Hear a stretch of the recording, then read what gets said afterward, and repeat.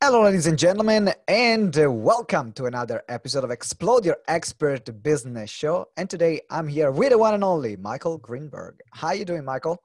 I'm doing great. As we are still in the middle of Corona lockdown, I'm loving having an excuse not to go out. So, are you more like is this more like business as usual for you in terms of like, oh, I'm still working from home every time, or do you find that you got something missing? Nothing's missing, but there are some things that are just a little harder to do. Mm-hmm. You know, if somebody's Wi-Fi is down, they cannot go down the street to the coffee shop. That's absolutely true. What is one thing that you've learned during this lockdown? Like, it can be about yourself on a personal level or business level. Yeah, my businesses are panic positive. So the businesses I own and operate have pretty much all gone up, and the podcasting business, Call for Content, is up about 3x in inbound lead flow as a result. So I've learned we might not be recession proof, but we're definitely virus proof. Okay. So then you got a vaccine, your business is a vaccine already for that. Exactly. That's cool, man. So it is really interesting. What do you think makes it virus proof, makes this business is virus proof? Well, when I talk about podcasting, I talk about it as one of two things, either as a replacement or substitute for conversation. And the other option is as something to use to create content with and to create content that allows you to interact with other people. And so I think normally we see the podcast used for number two, and we're seeing a lot more of podcasting filling in for number one, where podcasts are replacing conversations that would have happened at conferences, and they're replacing conversations that would happen at museums and other live events. And so that's really where our new traffic has come from, is speakers and communications agencies and conferences, other live things that can't exist right now. That's very fascinating. I've always I've been running my podcast now for about 3.5 years, and in particular this show. Then I have another one, which is the Simone Vincenzi Talks Business, which is a daily show where I just talk stuff that I've learned throughout the day. And Nice. And so if you haven't subscribed actually to the Simone Vincenzi Talks Business, make sure you go there and subscribe right now. Parenthesis. I will be. Thank you. At least I got one more subscriber. Thank you. So, I loved it for two reasons. One is it allows me to build relationships. So actually my primary reason to do podcasting is networking. Content is my secondary reason. But it helped me connect with people like Jarek Robbins, which is the son of Tony Robbins, or I had Frank Kern as a guest on the show, which I would be like having a conversation with Frank Kern in my living room. Come on, man. It's a business nerd's dream. Right. I had John Lee Dumas, all my internet marketing crashes that we have in our space. So that's what makes it for you. That's what makes it for you unique. You made it. There is a bigger response for conversations now and for things that needs to be done online. Tell us a bit more about the businesses that you run and that you own. Yeah. So over everything is Gentlemen of Technology, and that's my holding company. And that's also where any brand that I develop starts. So that's been around for about 5 years now. And about 3 years ago, Call for Content, the first independent brand under Gentlemen of Technology, came out. That is the podcasting business. And so I had been consulting with a B2B network in growth strategy. They decided not to take my plans forward, and I took my plans and they turned into Call for Content. about a year and a half after our contract ended. And there was obviously no way they were moving forward and no legal reason why I could not. So that turned into Call for Content. We focused on coaches and consultants and expert run businesses, as you do. But over time, I really started with that group because I wanted to learn from them. I was going back to finish my bachelor's at the time. And so I just wanted to get as much knowledge as I could from the best, most expensive coaches and consultants. That model didn't work as well when I was no longer running all the day-to-day operations of the business and trying to pull out all the knowledge. So we started to shift to productized services. And we shifted to productized services for podcast production, for guest placement, and then for growth and monetization. And the podcast production has been our real winner. We have done 70 to 80% of the company's business in podcast production through white label agreements with other agency channel partners. So then we produce, they handle the client. They get the credit. You produce, they get the credit. You get the money. And that pretty much funded the business. Were those contracts. And that's what's funded us up until now. When this year was the first year when agency services, the stuff we offer direct, has been profitable on its own to really stand up. And so now white label's being spun out. And then out of Call for Content came South Africa Talent, which is my newest business. That's virtual staffing and metric-based outsourcing for South African teams. So it's U.S. clients. We help set them up with dashboards, set minimum metrics on contracts, and then our team in South Africa maintains those minimums, generally in replacement of a full-time employee or VA. And that business, Call for Content, is our biggest client there because the entire Call for Content team has been moved to South Africa Talent and is then rented back. Sounds like a perfect fit. And, you know, it's almost like I love when creating like businesses out of needs. It's like, I need this. This is my team. This is what I do. Who other people need this? Great. Let me start a business around it. It's such a logical next step. And I love this kind of business models. So now talking a bit more about, you have a specific strategy that you use to create content, and in particular looking at good customer research. Can you expand a bit more on that particular strategy? Yeah. So what we call authority marketing is our sort of flagship offering that starts with really, really deep customer research coming out of my time in product development and using that to identify specific pieces of content and specific communities to share that content in so that we can develop a very targeted network. In an ideal world, we look for a network under 1,000 in total audience size that can sustain the client's business from, call it 10 to 20 contracts annually. And the reason we look that small and that targeted is that that's a network we can actually map. If we know the 800 potential buyers who can provide real value and we can understand them fundamentally, then it's only going to take us 4 pieces of content to convince them to work with us, because it'll be 1 or 2 that they'll hear about us from, or maybe we'll just reach out to them directly since it's such a small group. And the content we create then can be focused around moving the sale forward and building and positioning our client as an authority without any of the noise of SEO or promotion and all those real pain things. Can I curse on the show? A bit. All those pain in the ass things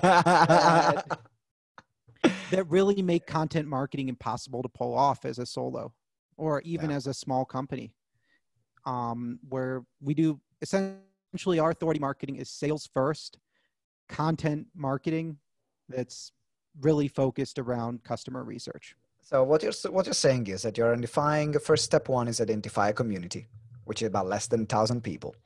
That could be a ideal prospect. So I would even say before that, identify who your best existing customers are. Right.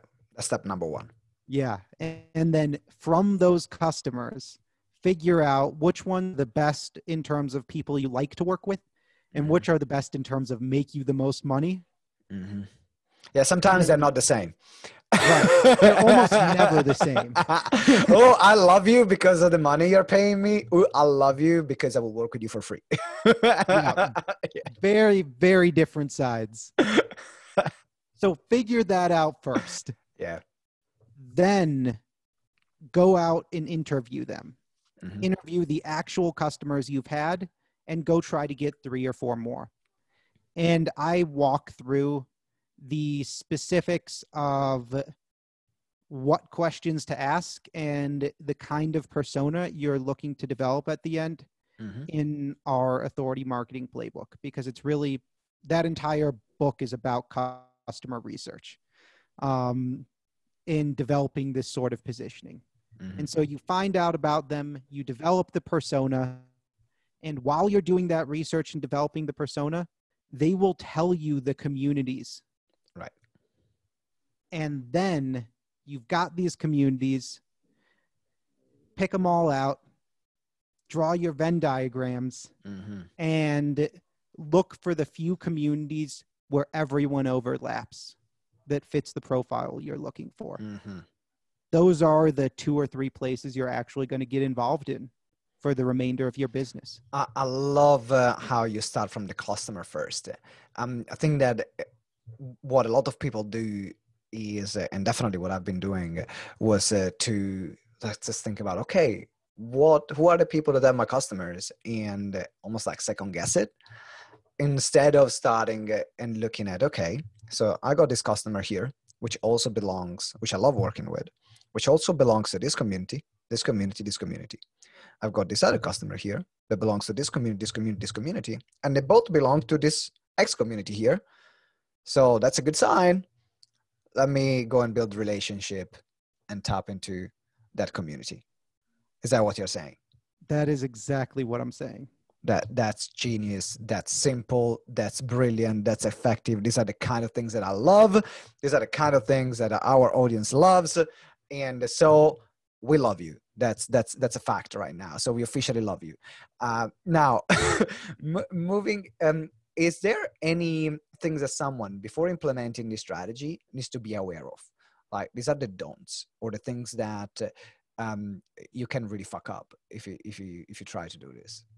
Yeah. So the big thing I really like to point out to people ahead of time, especially because people come to us all the time without having this, is you actually already have to be an authority in what you're talking about before you can do this.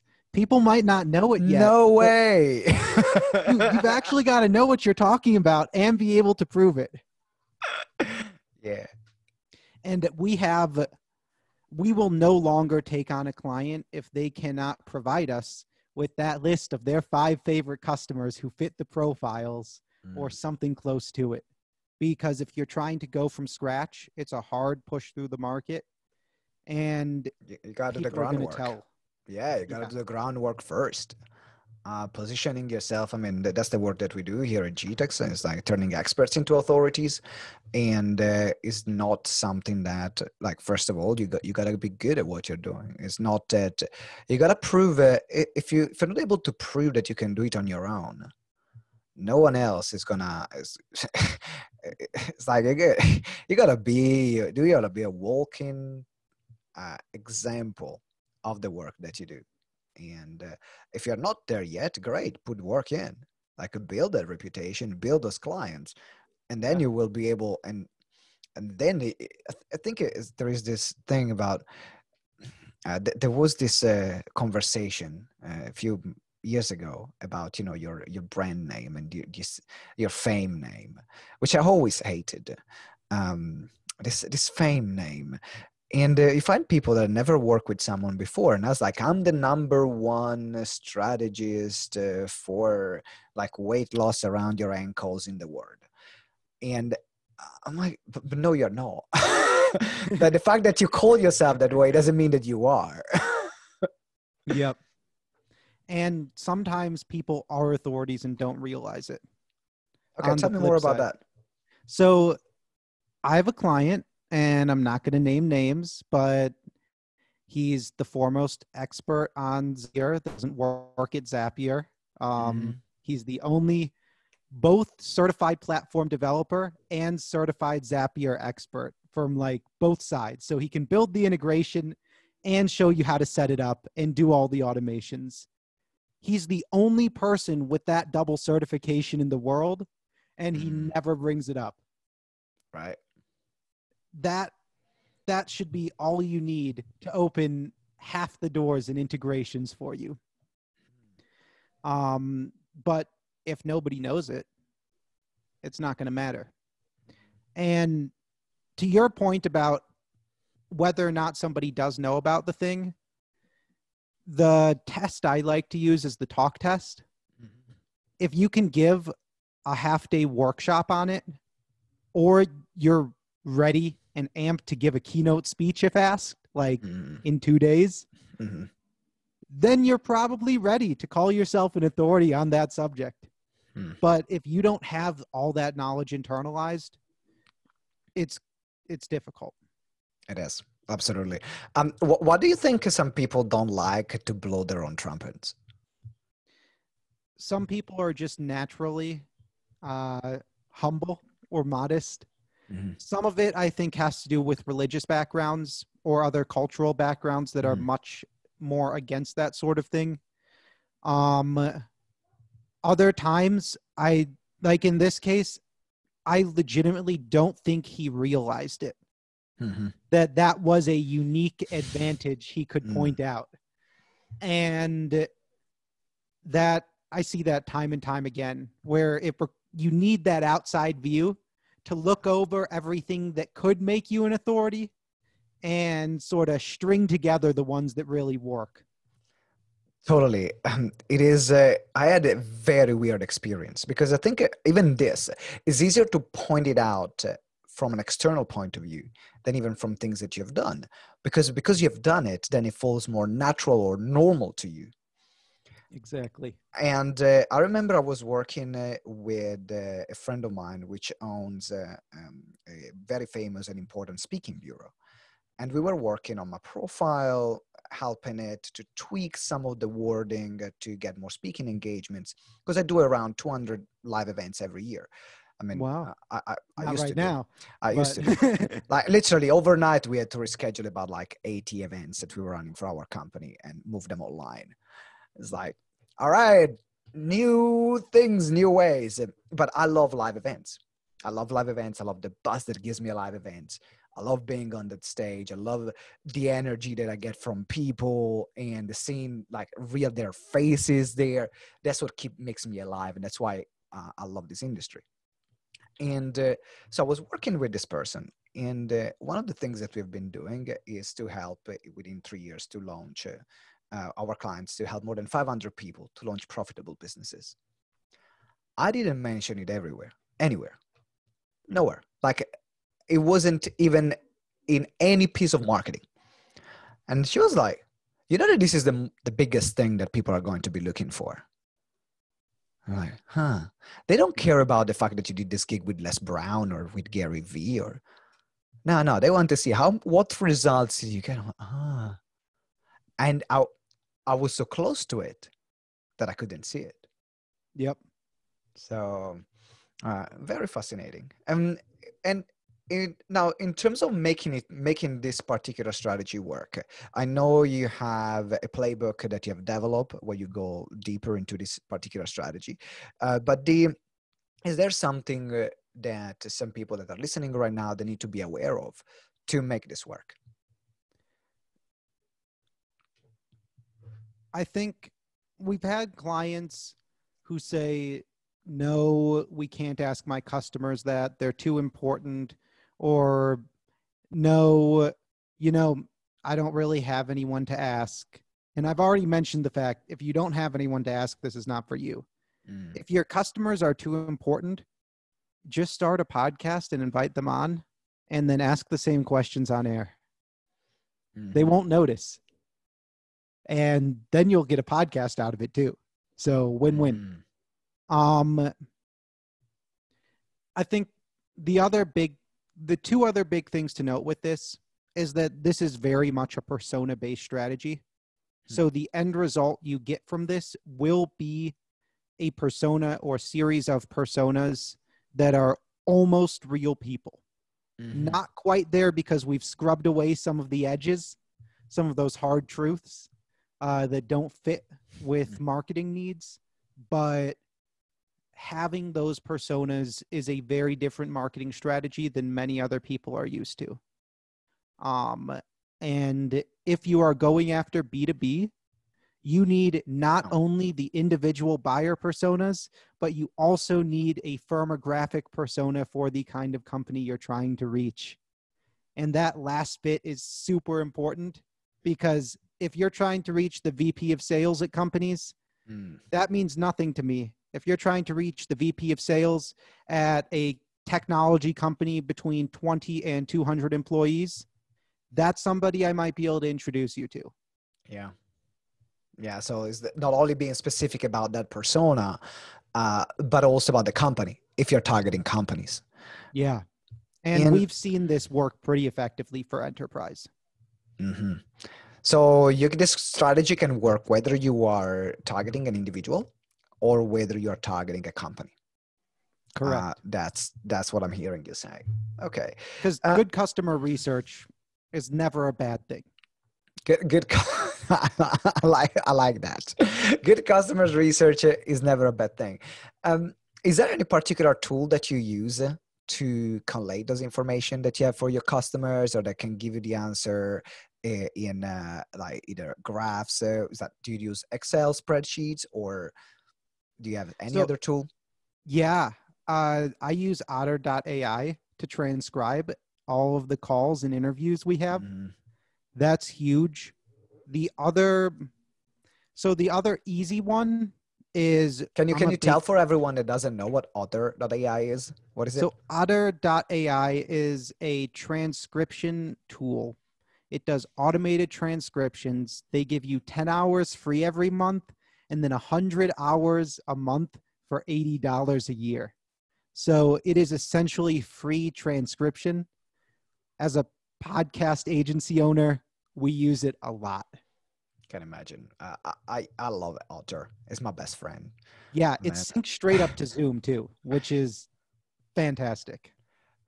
We do. I do my solo podcast. Actually, did release the episode 105 2 days ago from we are recording this episode of my solo podcast, and I do, which was talking about the strategy where I would go live on Facebook for this like 3-4 minutes video, and then put it. I got an app that is called Video to MP3. So I take the MP3 file, put it on Otter, that becomes a transcript, which I create a social media post where I want to like a longer one, or I want to take snippets, or then I will upload it to Anchor straight from the phone. So it takes me about 15 minutes to create 7 different pieces of content. Put a video on YouTube, and that's there on YouTube for a daily video. So there are so many ways in which you can use this and create content. And of course, like if you don't want to do it yourself, then you can find someone that can do it for you. Yeah, that's the beauty of it. Yeah, actually, I spent the last podcast I recorded, or the last one released, just came out a couple days before this recording, and it was all about using Otter and Zoom for transcription to automate all sorts of your marketing and sales processes. That's cool. Is that your own podcast? No, or someone else? That is an interview. Yeah, it was Ben Bowman's podcast. I wish I remembered the name offhand. It's the automation show or the marketing automation All show. right. Well, if you can send me the link, we'll put it in the show notes. I think it's going to Yeah, be a I really will. useful resource for everyone that wants to see that part in more detail about the work that you do. Yeah, definitely. All right. That's cool. So we're going to put the link in the show notes. Now, it's almost time to wrap up this interview, which has been absolutely incredible so far. Definitely gives a good strategy to use to find targeted communities. Before we wrap up, now it's time to lift the veil. That's the part of the interview where I'm asking you to share either a tool or an app or something that changed your life or business that is worth sharing. So don't worry, you don't have to get naked in this part. It's just it's just a tool or an app or a book. What's that for you? So I've already given out Otter. Um, I'm gonna go with a non-app this time, Mm-hmm. and I think I'm gonna choose ultraworking.com. Okay, never heard of it before. Tell me, So ultraworking.com. yeah, we implemented their system company-wide. It has made probably a 30% increase in performance across the company. And then I personally have seen 50 to 60% increase in output as a result of moving to ultra working. Okay, what's that? Is that So a it is, think of it like an operating system for work. okay? It includes both a sort of cycle sprint deep working system, as well as other habit and nutrition tracking pieces to make sure you can maintain top performance over extended periods. I'm gonna check it out. Yeah, So, they have a group called the Work Gym also. mm-hmm. And this is, by the time this episode releases, it will already have passed. But for your knowledge, they are having a pentathlon, which is a 16-day, like, work as much as you can at highest performance levels. And it starts next week. Sorry, it starts That's insane. not even That's next week. insane. That's If insane. you're That's locked at home, you should come join man. my team. I'm gonna give it. I'm gonna give it a go. I'm gonna give Yeah, it a go. I love these kind of things, and I love group environments and motivating challenges. So, ultraworking.com. Make sure that it's there in the show notes, and I'm definitely gonna check it out. awesome. So it has been an absolute pleasure having you here on the show, Michael. If someone wants to reach out to you, work with you, or know more about the things that you do, where is the best place? So you can find me online and on social at Gent of Tech. That's GENTOFTECH. And if you'd like to actually speak with me or meet me or do podcasting stuff, go to callforcontent.com, CALLFORCONTENT.com. And in the bottom left corner, you'll see a big button for office hours. Mhm. That is the direct booking link to speak with me for non-sales stuff. Any other link I'm going to sell you, that one we can just chat. I love that. So, callforcontent.com or gentoftech.com.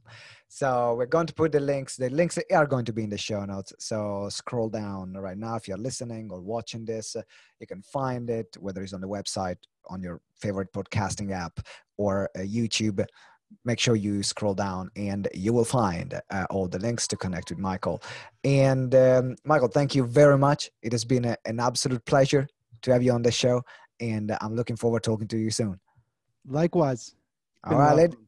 thanks, man. And ladies and gentlemen, thank you very much for listening or for watching. There is one favor I need to ask you. If you enjoyed this show, only if you liked it, okay? But I'm assuming that if you have been listening this far, I'm assuming that you had good value and you had a good time. So I'll invite you to leave me a review, to leave us a review on this show. Now, this is how it works. The more reviews you leave, then the more the podcast grows. So if you want to support my work and the work that we are doing here, supporting our guests, then the one thing I can ask is to leave a review. Let me know what is one practical thing that you've learned on this show. So then also Michael can see actually the impact that he's having throughout the interviews. All our guests can see the impact that they're having throughout the interviews. And it's also really good for my ego. So if you want to support my ego and the podcast, then please leave us a review. I'm looking forward to seeing you next time for another episode of Explode Your Expert Business Show. And always remember that together we grow exponentially. Ciao.